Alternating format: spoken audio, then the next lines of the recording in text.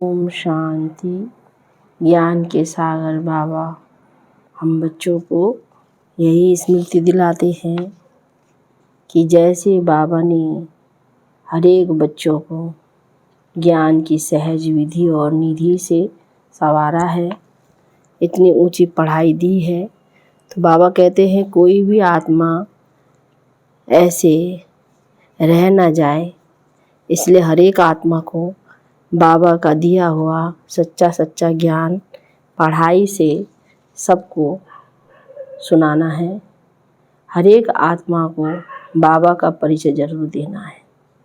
बाबा कहते हैं स्वर्ग की नई दुनिया का पद पढ़ाई है, पढ़ करके अन्य आत्माओं को भी पढ़ाना, यानी गली गली में बाबा का ये शुभ संदेश देना है।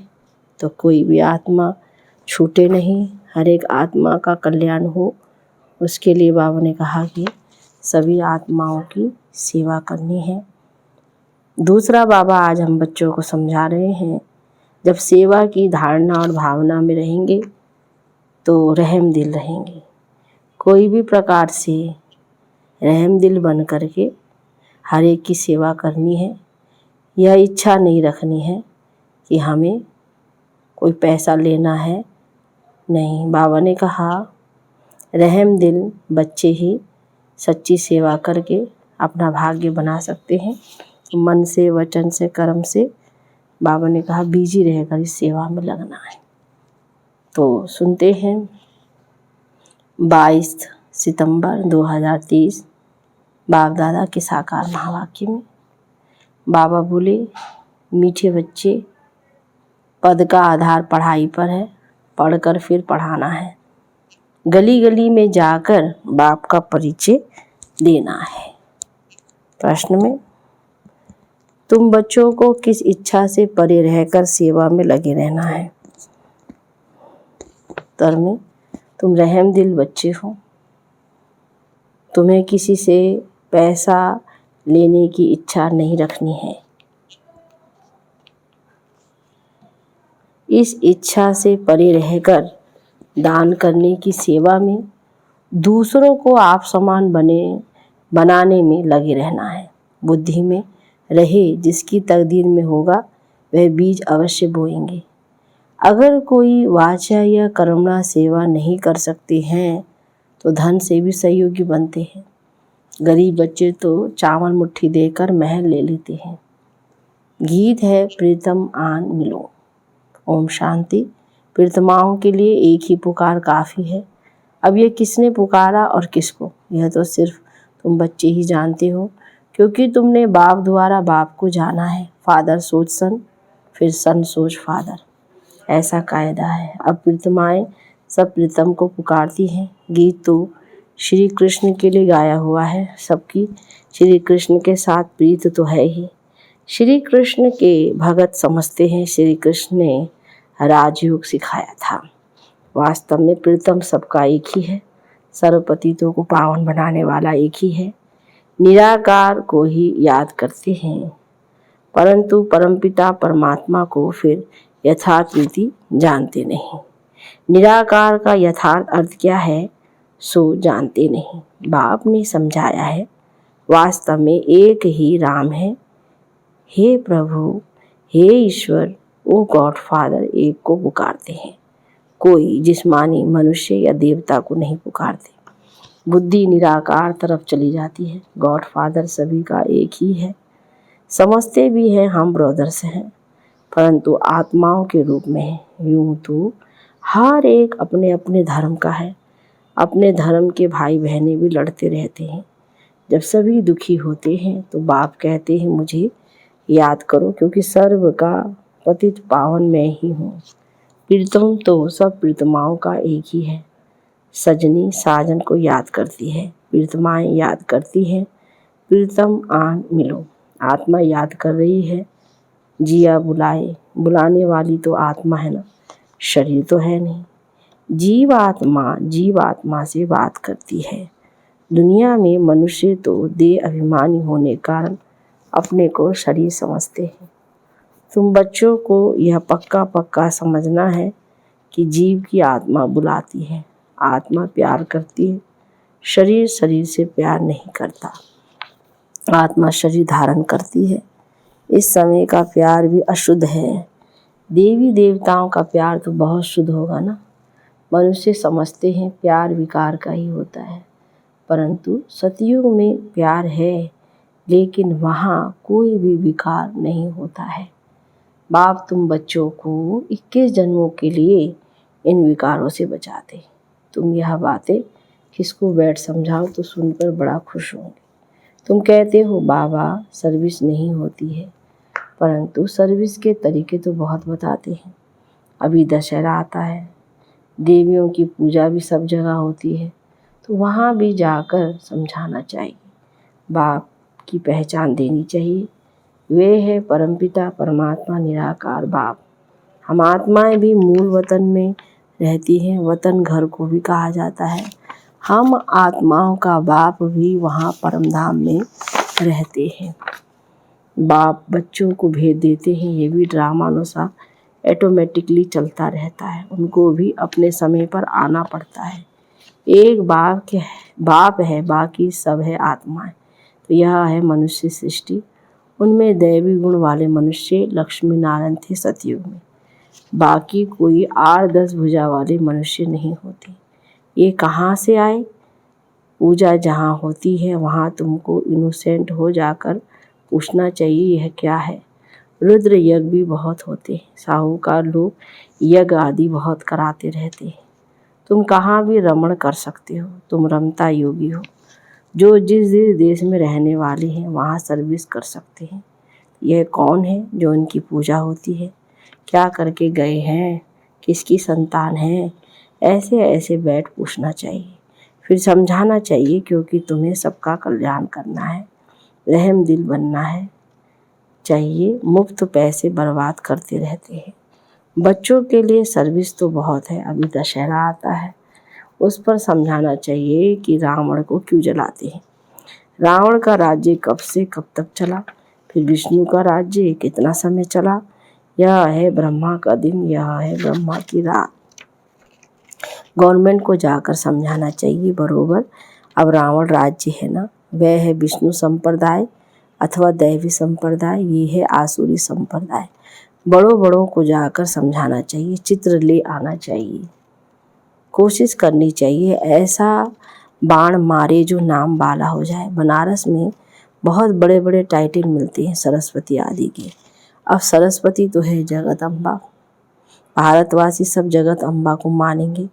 जगत को रचने वाली तो जरूर पिता भी होगा।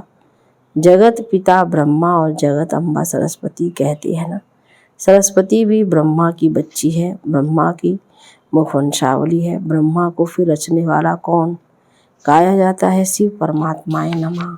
वह हो गए देवताए नमः। तो देवताओं का रचयिता वह शिव परमात्मा हो गया, उनसे वर्षा मिला होगा।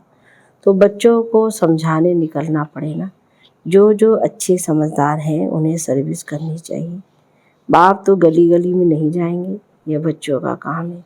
सर्विस नहीं करते हैं तो समझेंगे सर्विसेबल नहीं है, तो पद भी ऐसा ही पाएंगे। भल बच्चे तो बने हैं, परंतु पढ़ाई पर सारा मदार है। जो जास्ती पढ़ेंगे वह उच्च पद पाएंगे। पढ़े हुए के आगे अनपढ़ फिर भारी ढोएंगे। पुरुषार्थ उच्च पद पाने का करना चाहिए। ये शिव बाबा समझा रहे हैं। बाहर वाले बच्चे भी समझेंगे। शिव बाबा मधुबन में मुरली चलाते होंगे, मुरली नहीं आती है तो बच्चे हैरान हो जाते हैं, सोचते हैं शिव बाबा की मुरली क्यों नहीं आई। क्योंकि शिव बाबा की मुरली से ही हमारा जन्म हीरे जैसा बनना है। मुरली तो रोज़ सुननी चाहिए। 7 रोज़ की मुरली भी अगर किसके पास जाए, वह बैठ पढ़े तो कितनी खुशी मिल जाए। पढ़ना जरूर चाहिए। कोई भी लूला लंगड़ा गूंगा भी यह पढ़ सकते हैं। कैसे भी बुखार में बीमारी में भी मुरली जरूर पढ़नी चाहिए। तुम सिर्फ बोलो तुमको 2 बाप हैं, तो जिसे वर्षा लेना होगा वह उसी समय इन 2 अक्षरों से भी समझ सकेंगे। ये नॉलेज ही ऐसी सहज है। बाप को याद करने से सारा चक्र बुद्धि में आ जाता है। जितना बुद्धि में चक्र फिराएंगे तो चक्रवर्ती बनेंगे। बाप कहते हैं मेरे भगत है अथवा लक्ष्मी नारायण आदि को मानने वाले उन्हों को समझाओ। तुम ही देवी देवता थे, 84 का चक्र लगाया, अब देवता बनो। ये बाबा भी लक्ष्मी नारायण का भगत था ना, पुजारी से फिर पूज्य बनते हैं। लक्ष्मी नारायण पूज्य है ना। तुम लक्ष्मी नारायण के मंदिर में जाएंगे, कहेंगे कल इनकी पूजा करते थे, आज हम ये बन रहे हैं। समझाना तो बड़ा सहज है। बाबा कहते तुम बच्चों को रहम दिल बनना है, जिसको सर्विस का शौक होगा वह सिखलाने वाली ब्राह्मणियों को साथ पकड़ेंगे। तो बैठ समझाओ। तुम खाते हो शिव बाबा के भंडारे से, तो शिव बाबा की सर्विस करनी पड़े ना। सभी शिव बाबा के भंडारे में डालते हैं, समझते हैं हम शिव बाबा की भंडारी से खाते हैं, तो मनसा वाचा कर्मणा सर्विस करनी चाहिए। यहाँ तुमको कितना मज़ा आता है, वह मज़ा घर में आ ना सके। मनसा सर्विस भी करनी है, याद करना है, पवित्र बनना है, शंख ध्वनि भी करनी है। कर्मणा कोई भी यज्ञ सर्विस करनी है।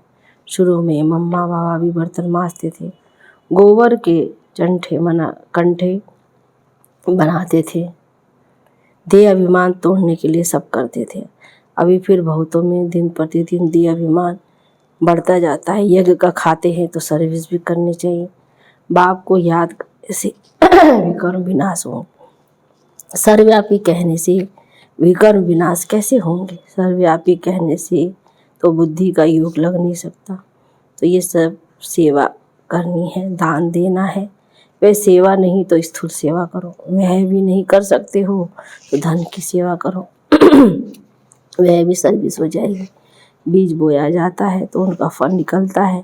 यहाँ चावल चमटी देने से महल मिल जाते हैं। किसको भी कहना नहीं है कि बीज बो, तकदीर में नहीं होगा तो कभी बुद्धि में आएगा ही नहीं।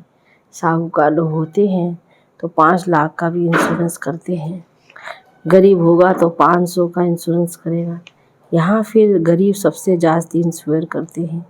गरीब के चावल मुट्ठी भी साहूकार के धन से इक्वल हो जाते हैं। मम्मा ने देखो क्या इंश्योरेंस किया, क्या इंश्योर किया, तन मन से देखो कितनी सेवा की। बहुत धन दान वालों को भी इतना पद नहीं मिल सकता जितना उनको मिलता है। तुम हो नर से नारायण बनने वाले, ये नॉलेज है ही स्वराज्य योग। हर एक की बुद्धि समझ सकती है। हम मम्मा बाबा को फॉलो करते हैं, पुरुषार्थ करना चाहिए ना। ये ज्ञान सागर तो गलियों में नहीं जाएगा ना, बाबा पब्लिक में भाषण कर सकते हैं। बाप कहते हैं मैं तो बच्चों को सामने बैठ भाषण करूँगा। मैं सबका बाप हूँ, तो माताएं हूँ, कुमारियाँ हूँ, तुमको झाकर भाषण करना है। फिर भी तुम भीगे हो। अभी जगत अम्बा पर कितना बड़ा मेला लगता है, कुछ तो सर्विस करके गई है ना, तुम बतला सकते हो। वहाँ बहुत सर्विस कर सकते हो। सर्विसेबल बच्चे आप ही सर्विस करते रहेंगे। जो आप ही कर सो देवता। जो कहने से करे वो मनुष्य, और जो कहने से भी ना करे वो। सुबह को जाओ रात को लौट आओ। सर्विस करने की हिम्मत चाहिए। बहुत अच्छे अच्छे बच्चे हैं, परंतु कोई ना कोई बंधन में है। रुद्र ज्ञान यज्ञ में अबलाओं पर अनेक प्रकार के विघ्न पड़ते हैं। प्रैक्टिकल में देख रहे हो। तो बाप से यदि वर्षा लेना है तो सर्विस में तत्पर रहना है, श्रीमत पर चलो। हाँ, लौकिक माँ बाप आदि हैं, उनकी सर्विस भी करनी है, साथ साथ यह सर्विस भी करना है। बॉम्बे में भी अम्बा के मंदिर में बहुत जाते हैं, वहाँ भी जाकर सर्विस कर सकते हो। हाँ, ऐसे जो सर्विस करेंगे उनको गवर्नमेंट भी शरीर निर्वाह अर्थ देने के लिए तैयार है। यदि कुछ भी समझने वाले नहीं हैं फिर भी मेहनत करो, कोई ना कोई निकल आएगा। सर्जन बहुत चाहिए।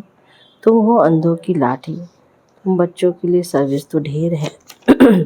तुमको कोई से पैसे आदि लेने की इच्छा नहीं है, तुमको तो रहम दिल बनना है। रहम दिल बाप के बच्चे, रहम दिल बाप के बच्चे भी रहम दिल। जो बहुतों को मार्ग बताएंगे वह पद भी ऊंच पाएंगे। सुनते तो बहुत है ना, यहाँ से गए तो फिर भूल जाता है। नंबरवार धारणा करते, इसमें बड़ी अच्छी मेहनत करनी चाहिए। 21 जन्मों का राज्य भाग्य मिलता है, कम बात थोड़ी है। जैसे गवर्नमेंट कहती है सोना हराम है, बाप भी कहते हैं नींद को जीतने वाले बनो, रात को भी कमाई करो। कोई शरीर छोड़ते हैं तो समझते ड्रामा में उनका इतना ही पार्ट था। अन्य बच्चे जो होते हैं वे आते हैं, कोई तो बहुत आंसू बहाते हैं, पछताते हैं हमने सर्विस नहीं की, बाप का कहना नहीं माना। ऐसे ऐसे भिन्न भिन्न प्रकार के होते हैं। बाबा साक्षात्कार कराते हैं, तुमको कितना कहते थे सर्विस कर आप सामान बनाओ, तुमने कुछ नहीं किया। फिर रोते हैं, धर्मराज के आगे भी रोते हैं, मार खाते हैं, इम्तहान हो गया, रिजल्ट निकल गई, फिर रोने से कुछ फ़ायदा होगा क्या। अभी प्रीतम आया हुआ है प्रीतमाओं को ले जाने, कहते हैं आओ तो हम तुमको विश्व की महारानी बनाएं। जो पुरुषार्थ करेंगे वही मानेंगे। स्टार्स में भी नंबरवार होते हैं, कोई तो बहुत चमकते हैं, तुम पुरुषार्थ कर रहे हो, ऊपर में तुम्हारी पिछाड़ी के रिजल्ट का याद कर रहे। अभी तो ग्रहण लगता है ना चलते चलते ग्रहचारी बैठ जाती है तो तूफान से निकल नहीं सकते। ग्रहण लगा, ये गिरा। ग्रहण बहुतों को लगता है। ग्रहचारी माता पिता को भी भुला देती है। परिपूर्ण तो कोई बने नहीं है। माया भी रुस्तम से रुस्तम हो लड़ेगी। अच्छा, मीठे मीठे सीखी लदे बच्चों प्रति माता पिता बाप दादा का याद प्यार और गुड मॉर्निंग। रूहानी बाप की रूहानी बच्चों को नमस्ते, रूहानी बच्चों की रूहानी बाप दादा को गुड मॉर्निंग, नमस्ते बाबा नमस्ते। धारणा के लिए मुख्य सार में पहली पॉइंट, रमता योगी बन सेवा करनी है। मनसा वाचा कर्मणा किसी भी प्रकार की सेवा में बीजी जरूर रहना है। दूसरा, रात को जग कर कमाई करनी है, नींद को जीतने वाला बनना है, मुरली किसी भी परिस्थिति में जरूर पढ़नी है। वरदान में अल्पकाल के संस्कारों को अनादि संस्कारों से परिवर्तन करने वाले वरदानी महादानी भव। विस्तार, अल्पकाल के संस्कार जो ना चाहते हुए भी बोल और कर्म कराते रहते हैं, इसलिए कहते हो मेरा भाव नहीं था, मेरा लक्ष्य नहीं था, लेकिन हो गया। कई कहते हैं हमने क्रोध नहीं किया, लेकिन हम फिर बोलने के संस्कार ही ऐसे हैं। तो यह अल्पकाल के संस्कार भी मजबूर बना देते हैं। अब इन संस्कारों को अनादि संस्कारों में परिवर्तन करो। आत्मा के अनादि और निर्जन संस्कार हैं सदा संपन्न, सदा वरदानी और महादानी। स्लोगन में परिस्थिति रूपी पहाड़ को उड़ती कला के पुरुषार्थ द्वारा पार कर लेना ही उड़ता योगी बनना है। ओम शांति। ओम शांति।